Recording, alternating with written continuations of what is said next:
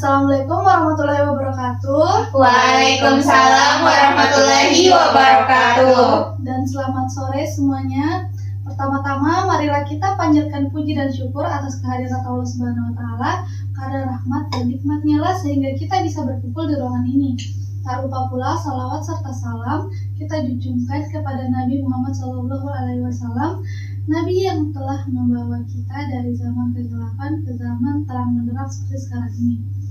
Tak lupa pula saya mengucapkan banyak terima kasih kepada Ibu Yayu Chandra Pratiwi SE yang angkat selaku dosen pengampu mata kuliah Etika Bisnis dan Profesi Akuntan, serta teman-teman yang menyempatkan hadir untuk mengikuti presentasi saya ini. Baik, perkenalkan, saya Sulis Nabila Fazri dengan NIM 2030108. Pada kesempatan ini, saya akan mempresentasikan materi mengenai konsep dasar etika dan penerapannya dalam bisnis. Yang melatar belakangi materi ini adalah dunia bisnis modern tidak hanya berorientasi pada pencapaian keuntungan atau profit semata, tapi juga semakin menuntut adanya dimensi moral dan etika dalam setiap aktivitasnya. Dalam persaingan global yang ketat, perusahaan yang menjunjung tinggi etika bisnis cenderung lebih mampu membangun kepercayaan dan reputasi jangka panjang dari para pemangku kepentingan seperti konsumen, karyawan, investor, dan masyarakat.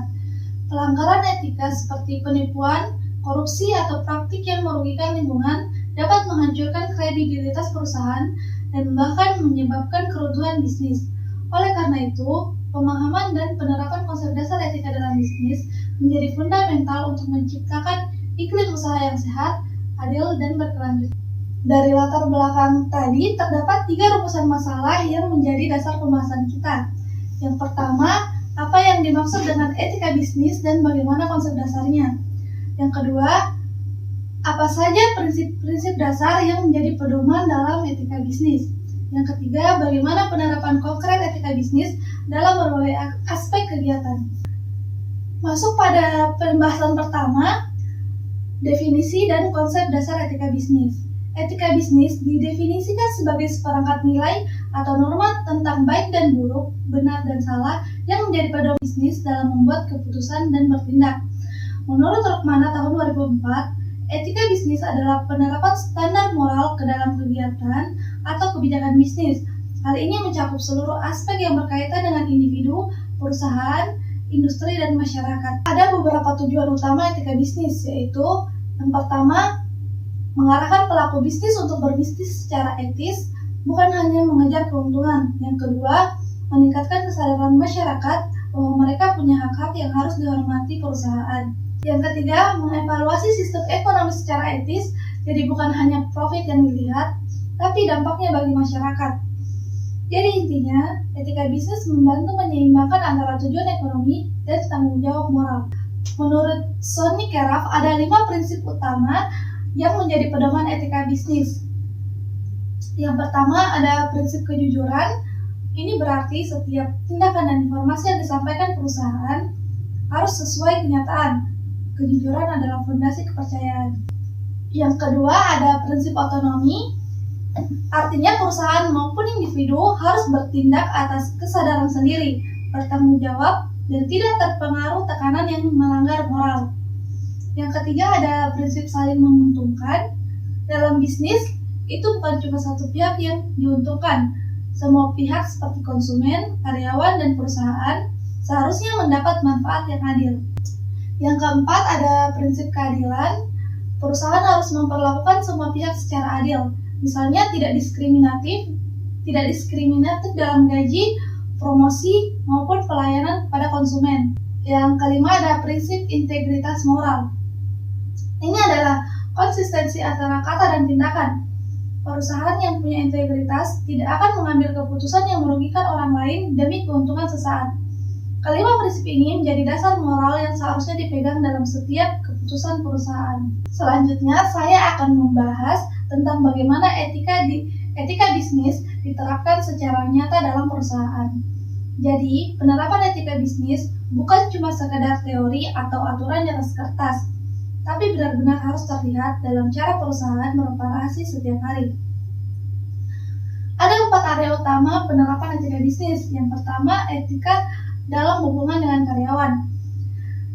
artinya perusahaan harus memperlakukan karyawan secara adil, mulai dari gaji, promosi, sampai lingkungan kerja yang aman dan bebas diskriminasi. Yang kedua ada etika dalam produksi dan tanggung jawab lingkungan. Di sini perusahaan dituntut untuk memastikan produknya aman dan ramah lingkungan. Misalnya, mengelola limbah dengan benar dan menghemat sumber daya. Yang ketiga, etika dalam pemasaran dan hubungan dengan konsumen. Ini berarti perusahaan harus jujur dalam beriklan, tidak menipu konsumen, dan cepat tanggap kalau ada keluhan. Yang keempat, etika dalam keuangan dan akuntansi. Ini penting karena menyangkut kepercayaan publik. Laporan keuangan harus transparan, sesuai aturan, dan bebas dari manipulasi atau korupsi. Jadi, kalau etika bisnis diterapkan secara konsisten, perusahaan akan punya reputasi yang baik, dipercaya masyarakat, dan bisa bertahan lama. Selanjutnya, penerapan etika dalam profesi akuntan. Akuntan memiliki tanggung jawab besar, bukan cuma ke perusahaan tempat dia bekerja, tapi juga ke publik yang bergantung pada laporan keuangan yang dia buat. Yang pertama, peran akuntan adalah sebagai penjaga kepercayaan publik. Jadi apapun yang dikerjakan harus bisa dipercaya dan transparan. Kedua, akuntan juga terikat dengan kode etik profesi dari IAI dan IFAC yang berisi beberapa prinsip utama seperti yang pertama, integritas dan objektivitas. Artinya, akuntan harus jujur dan tidak berpihak. Yang kedua, ada kompetensi dan keahlian profesional, yaitu selalu menjaga kemampuan dan teliti dalam bekerja. Yang ketiga, ada kerahasiaan dan perilaku profesional, yaitu menjaga informasi klien dan bersikap sopan, profesional, serta patuh hukum.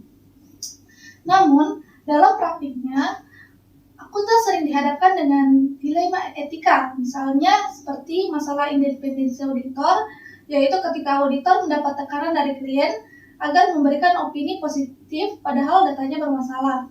Lalu ada juga earnings management dan fraud, di mana akuntan diminta memanipulasi angka agar laporan keuangan terlihat bagus. Disinilah pentingnya etika, karena tanpa etika, profesi akuntan bisa kehilangan kepercayaan publik. Jadi dapat disimpulkan etika bisnis dan profesi akuntan itu saling berkaitan. Etika membantu menjaga kepercayaan, membangun reputasi, dan memastikan setiap keputusan bisnis diambil dengan tanggung jawab moral, bukan cuma demi keuntungan. Jadi itu tadi adalah pembahasan terkait materi saya. Jika ada yang kurang jelas atau ingin dipertanyakan, saya persilakan. Baik, pertanyaan saya, menurut kamu, kenapa perusahaan itu perlu menerapkan etika bisnis dan tidak hanya fokus sama keuntungan? Menurut saya, karena jika perusahaan tidak etis, reputasinya bisa jelek. Kalau begitu, menurut kamu kerusakan reputasi itu dampaknya lebih besar ke konsumen atau ke perusahaan sendiri? Jadi menurut saya dampaknya itu dirasakan oleh kedua belah pihak. Konsumen bisa kehilangan kepercayaan dan akhirnya berpindah ke kompetitor lain. Dan sementara bagi perusahaan, kerusakan reputasi bisa menurunkan penjualan mereka, menarik perhatian regulator, dan membuat investor kehilangan minat. Jadi kerugian jangka panjangnya itu lebih besar ke perusahaan. Terima kasih. Baik, terima kasih. Langsung saja pertanyaan saya. Menurut Anda, mengapa independensi sangat penting dalam profesi akuntan? Menurut saya, independensi sangat penting karena diperlukan agar laporan keuangan tetap objektif. Jika demikian, bagaimana menurut Anda seorang akuntan seharusnya bersikap apabila diberi tekanan oleh perusahaan untuk memanipulasi laporan keuangan? Menurut saya, akuntan harus berpegang pada standar profesional dan menolak permintaan tersebut. Manipulasi laporan keuangan tidak hanya melanggar etika, tetapi juga berpotensi menimbulkan dampak hukum. Akuntan harus menyampaikan risiko tersebut kepada pihak manajemen dan apabila diperlukan, melaporkannya kepada pihak berwenang atau mengikuti prosedur whistleblowing yang berlaku. Baik, terima kasih. Saya ingin bertanya juga mengenai materi yang telah Anda bawakan tadi. Langsung saja di pertanyaan saya, menurut Anda, Bagaimana perusahaan dapat menerapkan etika dalam kegiatan pemasarannya? Menurut saya itu bisa dengan cara memberikan informasi yang jujur kepada konsumen. Oh ya, baik. Jika perusahaan memberikan informasi yang jujur, tetapi tetap menyembunyikan risiko tertentu dari produk tersebut, menurut Anda, apakah hal itu masih dapat dikategorikan sebagai tindakan yang etis? Menurut saya, tindakan tersebut tidak dapat dikategorikan sebagai etis. Transparansi tidak hanya berarti menyampaikan keunggulan produk, tetapi juga resiko-resiko yang relevan. Menyembunyikan resiko dapat menyesatkan konsumen dan merugikan mereka di kemudian hari. Oleh karena itu, perusahaan wajib mengungkapkan seluruh informasi yang material agar konsumen dapat membuat keputusan yang tepat. Oh ya, baik. Terima kasih jawabannya. Jadi kesimpulan yang dapat diambil dari pembahasan kali ini yaitu etika bisnis merupakan lebih dari sekedar kepatuhan.